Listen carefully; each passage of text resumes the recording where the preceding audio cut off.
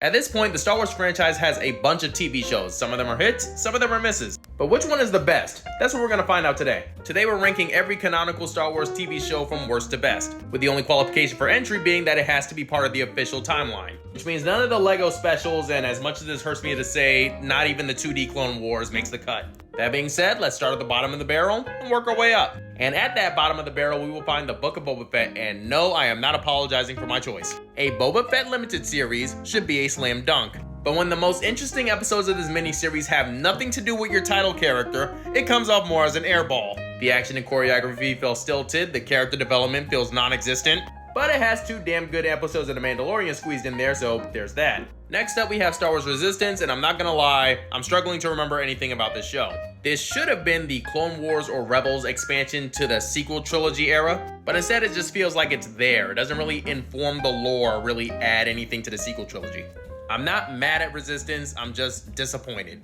Next up on the list, we have The Acolyte. I'm sure there is no end to the amount of people who wanted this to be dead last, but I have my reasons. The choreography is fun and a few of the characters are definitely intriguing, with Chimera and Soul being the standout attractions of the entire thing. That all being said, the pacing and the structure killed this show in its crib.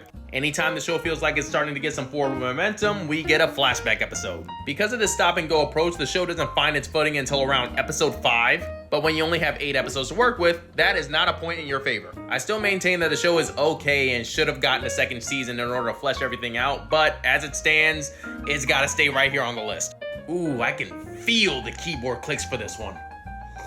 Much like The Acolyte, Rebels suffers from pacing. It has some of the best episodes and concepts in the entirety of the Star Wars franchise. Unfortunately, those episodes are usually the season premiere or the season finale, and then most of the episodes in between feels like they're just spinning the wheels. I do love these characters, I do love the additions to the lore. What I don't love is that the show bounces back and forth between being Scooby-Doo Mystery Incorporated and a pup named Scooby-Doo.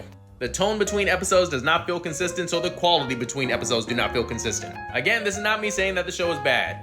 I'm just not about to glaze it because Darth Vader showed up in Aura Farm for about 2 episodes. Next up, we have Obi-Wan Kenobi, which, not gonna lie, is a bit higher up than I thought it was gonna be.